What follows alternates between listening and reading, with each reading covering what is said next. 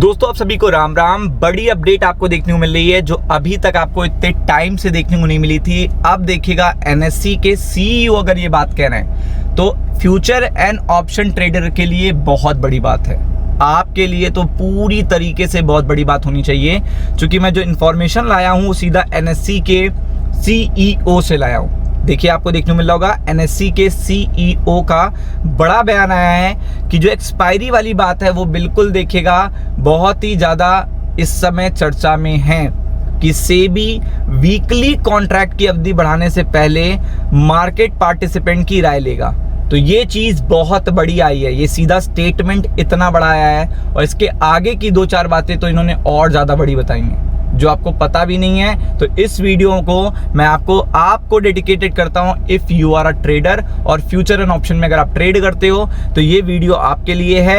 NSC के CEO का बड़ा बयान आया है। उन्होंने कहा है सेबी वीकली कॉन्ट्रैक्ट, जो आपको पता है 2 ही वीकली कॉन्ट्रैक्ट बचे हुए हैं, और अगर ये भी कम हट जाते हैं, इनमें भी कोई चेंज आता है तो आप ये समझ लीजिएगा वॉल्यूम सीधा इम्पैक्ट किस पे पड़ेगा, वॉल्यूम पे पड़ेगा। ये आप सब जानते हैं और वॉल्यूम बड़ी चीज होती है, कोई छोटी चीज नहीं है। वॉल्यूम आपको पता है एक ट्रेडर के लिए बहुत बड़ी चीज है।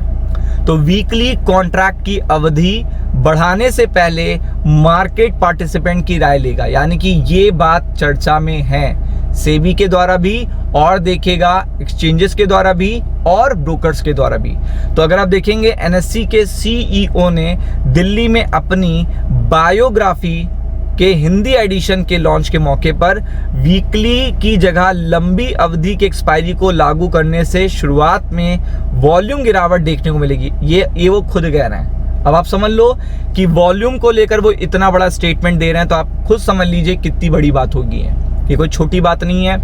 और फ्यूचर एंड ऑप्शन ट्रेडर है तो आपको पता है कि बैंक निफ्टी की जब से वीकली एक्सपायरी से मंथली एक्सपायरी में शिफ्ट हुआ है तो काफ़ी बड़ा असर पड़ा है वॉल्यूम पे।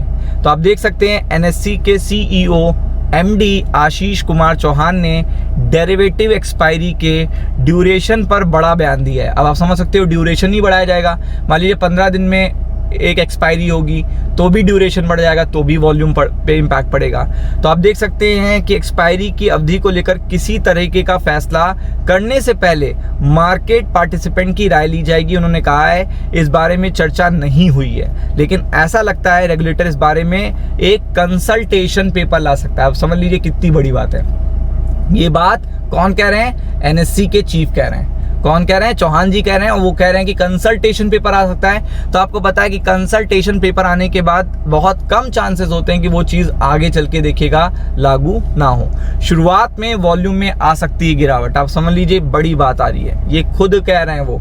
ये सीधा देखिएगा स्टेटमेंट किसका है? चौहान जी का स्टेटमेंट है। वो वीकली की जगह लंबी अवधि की एक्सपायरी को लागू करने से शुरुआत में वॉल्यूम में गिरावट देखने को मिलेगी।